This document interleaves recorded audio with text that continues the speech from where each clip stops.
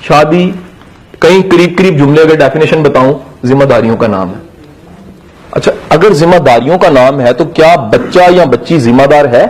اب question first of all آج کا پہلا سوال، شادی کے وہ قابل نہیں ہے، اس کو نہیں کرنی چاہیے جو ذمہ دار نہیں ہے. وہ لڑکا ہے یا لڑکی ہے، اگر ذمہ دار نہیں ہے شادی نہ کرے. اگر آپ سے کوئی یہ سوال کبھی کرے کہ شادی کی مناسب عمر کون سی ہوتی ہے، سر عمر نہیں ہوتی، کچھ ایک کوالٹیز ہیں وہ ہوں تو شادی کر لینی چاہیے. اور اس میں ایک کوالٹی نمبر 1 کیا ہے؟ بندہ رسپانسبل ہونا چاہیے. اگر لڑکی لڑکا رسپانسبل ہے، اپنی ذمہ داریاں قبول کر سکتا ہے، رسپانسبلٹیز کو انڈرسٹینڈ کر سکتا ہے، رسپانسبلٹیز کو اٹھا سکتا ہے، لے کر چل سکتا ہے، کمیٹڈ ہے، اسے کر لینی چاہیے. لیکن اگر 30-35 کا بھی ہو گیا اور اپنی ذمہ داریوں کا احساس اس میں پیدا نہیں ہوا، لڑکا یا لڑکی، تو پھر یقین کیجیے اس کو شادی نہیں کرنی، یہ زیادتی ہوئے گی. قاسم علی شاہ صاحب، آپ کے بہت سے ایسے نقطہ نظر اور خیالات ہیں جن سے میں متفق ہوں اور جن کی میں تائید بھی کرتا ہوں، لیکن اس موقع پر میں آپ سے اختلاف کرتا ہوں کیونکہ آپ کے مطابق انسان کو شادی تب ہی کرنی چاہیے جب وہ ذمہ دار ہو چکا ہو. ذمہ داری ایک ایسی خصوصیت ہے جس کو ہر انسان اپنے پیمانے کے مطابق ناپتا ہے. مثال کے طور پر ایک لڑکا احمد ہے اور ہم اس کی ذمہ داری کو ناپنا چاہتے ہیں. ہم پتہ لگانا چاہتے ہیں کہ وہ ذمہ دار شخص ہے کہ نہیں. تو اس لڑکے میں ذمہ داری کا تناسب پتہ لگانے کے لیے ہر شخص کا اپنا پیمانہ ہوگا. اب اگر کوئی شخص احمد کا مزاج پرکھے اور احمد کے ساتھ رہ کر اس کو یہ اندازہ ہوتا ہے کہ وہ ذمہ دار ہو چکا ہے اور وہ احمد کو رسپانسبل ڈکلیئر کر دے، لیکن پھر دوسرا شخص کہے کہ میرے مطابق احمد ابھی میچور نہیں ہے، رسپانسبل نہیں بنا، تو آپ کیسے یہ فیصلہ کر سکیں گے کہ احمد سچی میں ایک رسپانسبل لڑکا ہے یا نہیں؟ پہلے والے شخص کے مطابق احمد تب تک اپنے پیروں پر کھڑا نہیں ہو سکتا جب تک وہ 20,000 نہ کما لے، لیکن دوسرے شخص کے مطابق احمد کو 30,000 کمانا ہوں گے اس اہل ہونے کے لیے.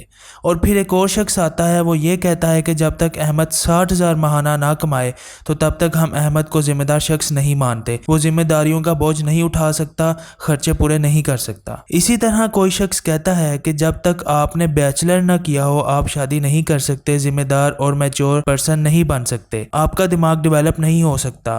اور کوئی شخص کہتا ہے کہ جب تک آپ ماسٹر نہ کر لیں تب تک آپ ذمہ دار نہیں بن سکتے. تو یہاں پر میرا یہ کہنے کا مقصد ہے قاسم علی شاہ صاحب کہ ہم ان تمام چیزوں کو دیکھ کر کیسے فیصلہ کر سکتے ہیں کہ ایک شخص کی شادی کرنی چاہیے یا نہیں. اصل میں شادی کرنے کا پیمانہ تو وہ ہے جو ہمارے پیارے نبی حضرت محمد صلی اللہ علیہ وسلم نے ہمیں دیا.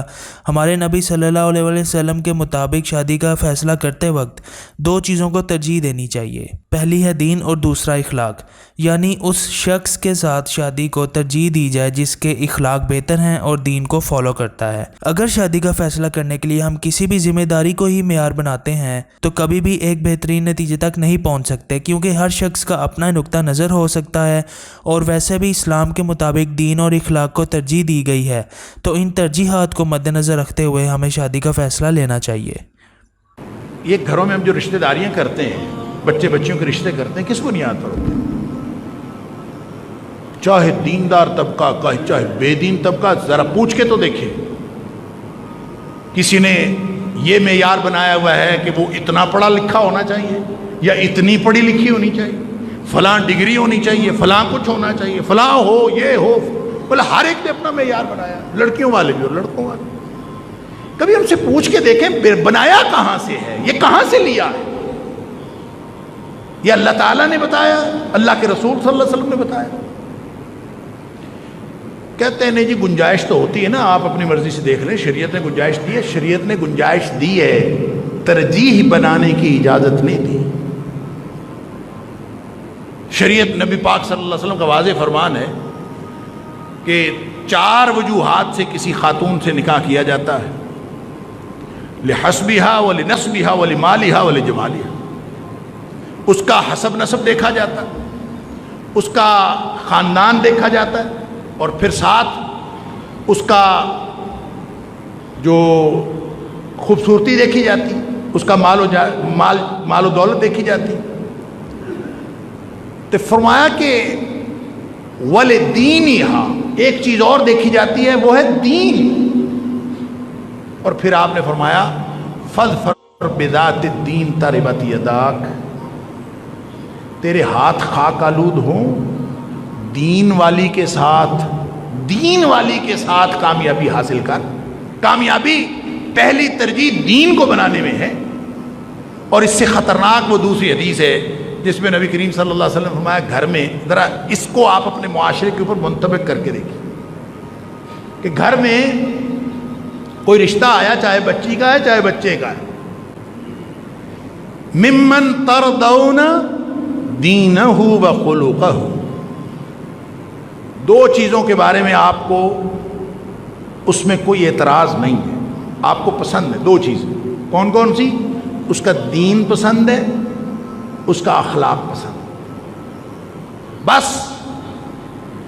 دین کے اعتبار سے آپ کا کوئی اس کے اوپر اعتراض نہیں, اخلاق کے اعتبار سے آپ کا اس کے اوپر کوئی اعتراض نہیں, تو نبی اکرم صلی اللہ علیہ وسلم نے فرمایا نکاح کر دو, نکاح کر دو, حکم ہے. اور پھر فرمایا وَإِلَّا تَفْعَلُوهُ, اگر پھر بھی نہیں کرو گے نا, یعنی دین کے اعتبار سے بھی ٹھیک ہے, اخلاق کے اعتبار سے بھی ٹھیک ہے, لیکن جی ابھی تو برسر روزگار ہی نہیں ہوا, ابھی تو کرتا ہی کچھ نہیں ہے, ابھی تو جناب ہماری بچی پڑھ رہی ہے, ابھی اس نے بی اے نہیں کیا, ابھی تو فلاں ہے.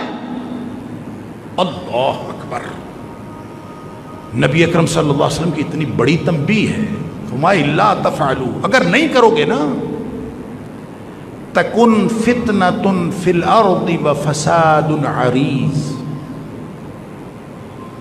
زمین میں فتنہ پھیل جائے گا اور بہت بڑا فساد پھیل جائے گا.